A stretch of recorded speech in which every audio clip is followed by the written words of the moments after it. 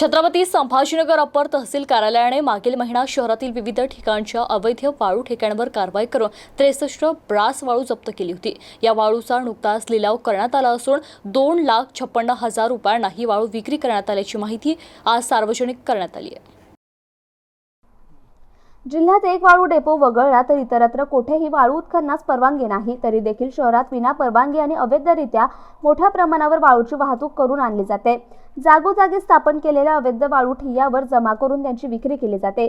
जिल्हाधिकारी दिलीप स्वामी यांनी काही दिवसांपूर्वीच महसूलच्या अधिकाऱ्यांची बैठक घेऊन अवैध वाळू विक्री आणि वाहतूक करणाऱ्यांवर कारवाई करण्याचे आदेश दिले होते। त्यानंतर अप्पर तहसील कार्यालयाने पथके स्थापन करून शहरातील विविध भागातील वाळू ठिय्यांवर कारवाई केली।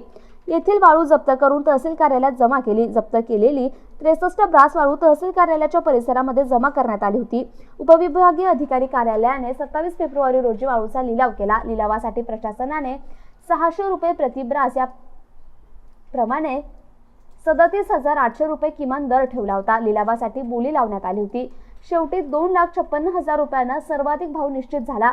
हर्सुल येथील शेख रिजवान यांनी ही बोली लावली। लावलेल्या बोलीवर 10% DMF आणि 2% TDS ही रक्कम भरल्यानंतर ही वाळू उचलण्याची परवानगी दिली जाणार असल्याचे तहसील कार्यालयाने सांगितले। यावेळी नायब तहसीलदार उत्तम बहुरे, नायब तहसीलदार प्रशांत देवटे, वरिष्ठ लिपिक जितेंद्र जाधव, वरिष्ठ लिपिक रामदास मोगल यांची उपस्थिती होती।